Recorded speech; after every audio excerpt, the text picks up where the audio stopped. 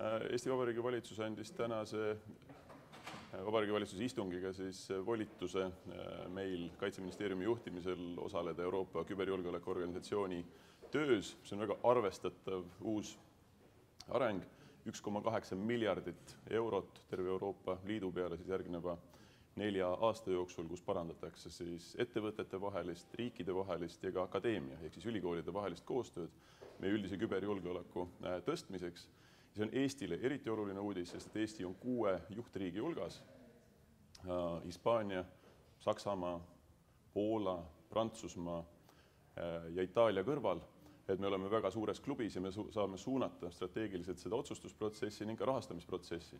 Ja minu jaoks kaitseministrina on hästi oluline, et me saaksime just Eesti ettevõtteid toetada. Meil on väga tugevad nišivõimekused selles valdkonnas ja tõesti, ma tahaks, et meie ettevõtted, keskmise või väikesema suurusega ettevõtted saaksid osaleda tuumajaamade, näiteks küberturvalisuse tagamisel või kas või Deutsche Bahni küberjulgeoleku tagamisel, et sellistes asjades. Nii et see on väga oluline samm meie jaoks.